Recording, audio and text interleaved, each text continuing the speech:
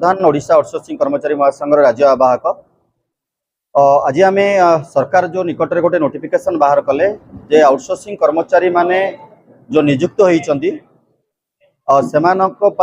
नूतन tender व्यवस्था हेले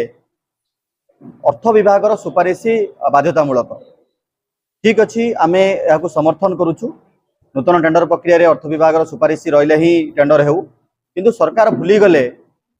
जो लक्षाधिक कर्मचारी वर्तमान सरकार विभिन्न विभाग में कार्य करुँच भविष्य कौन हम स्पष्ट कले जदि आप नूतन टेंडर करेंगे पुराणा पिलांकर नियुक्ति कौ भाई हम से कौन रिन्यूअल करके चलेबे कि एसत आम दाबी रखुचु। पूर्व सरकार जो दाबी थिला से दाबी गुड़िक आज पर्यंत सरकार पूरण कर टालटुल नीति अवलंबन करुँच। फाइनान्शियल ऑर्डर पिला 10-15 हजार पिला लाभ पाइले मातृत्वकालीन छुट्टी कथा हो वार्षिक 12टी छुट्टी कथा हो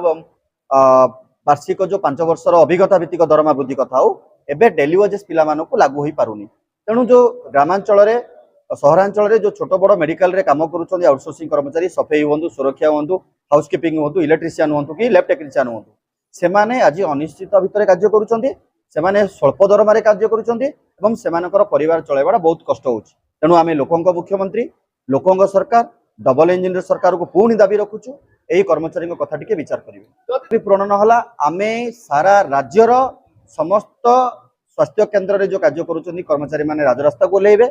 सरकार को 2 थर भेटिचु पुणी भेटिबु पुणी जणैबु दरकार पड़ले कार्य बंद करके आमे स्वास्थ्य सेवा बाहित करिया पे बाध्य होबु। रोगी सेवा रे बाधा उपजाया पे कोनोसी उद्देश्य नुह जदि गोटे कर्मचारी 27 तारिख रे दरमा पाइबो सरकार एजेंसी रो बिल 3 मास रे ठीक से देबेनी एजेंसी माने हमकु दरमा दे परिबेनी सेपटे अर्थ विभाग सुपारिश हेले जाइकरी पैसा मिलिबो तो ये सब असंगति भितर गोटे आउटसोर्सिंग कर्मचारी 8-10 हजार टंका चलिबो केमिति। तेणु आमर स्वास्थ्य सेवा व्याहत करियार कोनोसी उद्देश्य नाही। आगामी दिन में सरकार चाहूँगी आंदोलन ही एकमात्र रास्ता आम आंदोलन को ओल्हेइबु गणतांत्रिक उपाय आंदोलन को ओल्हेइबु। मो नाम प्रशांत कुमार विषय ऑल ओडिशा ओडिशा आदर्श विद्यालय राज्य सभापति। आज आम बैठक हूँ प्रथम मेन कथा हूँ पिलांकर दरमा ठीक से पाऊना मेन हूँ सरकार ठीक समय बिल दौना एजेंसी की एजेंसी से तार गाइडलाइन अच्छी 2 मास सी ताड़ू पेमेंट दब देला भी गवर्नमेंट तार गाइडलाइन हिसाब से पेमेंट करना से हिसाब से आम एजेंसी की बारंबार सत्य बारंबार कहला भी से आम कथा किसी बुझुना से कहते बर्तमान आम गाइडलाइन सरला 2 मास सरला तो गवर्नमेंट आम पेमेंट करना आम कौन करूँ। ममता नायक शेरगड़ स्वीपर आमर दरमा मासक मास आसुनी ठीक रे आसुनी कार तो छाड़ुची कार छाड़ुनी आम शेरगड़ समस्त बंद कर देछि ए मासरे आसीनी अभिराम तो आसीनी आगरू किंतु ए मासर आमर आसीनी 2 मास को थरे दउछि 2 मास हबो कहले गोटे मास रे ही दउछि कौन करबो आमर आज्ञा माने अलग देश विदेश जाइछन्ती से माने काम दाम करिकि पठेला आम चलुछु आ मु तो गोटे गाँव रो आसी घर एबे आपनकर एही समस्या ना पूर्व सरकार को अमल दे समस्या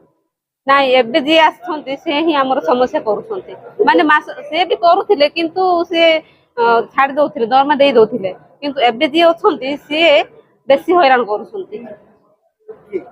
एलेंके वाला पूर्व सरकार को अमल मिलुथिला कहले से 2 मास 3 मास रखी के थर को छाड़ुथिले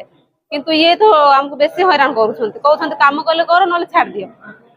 फोन कले जमा रिसीव करूना आ से एपीएफ कोन कटुची हम किछि जानि पारनु आउ कोन समस्या ना एईटा हमर दरमा ठीक रे आसुनी सेति हमर समस्या आउ किछि जदि समस्या पूर्ण न हो कोन करिवे समस्या पूर्ण हबा को बाध्य काहे कि हबनी आमे खटुचु समस्ते हमर घर द्वार छाड़ी कि निज गाँ घंटा छाड़ी कि आसे एठी काम करूछु आमे कितने घंटा काम करे पड़े 8 घंटा काम करूछु अधिका किछ पड़ू अधिका कहले एमती जे डिलीवरी रूम रे थिबे से मान लेबर रूम रे जो मान ड्यूटी थिबो से मान अधिक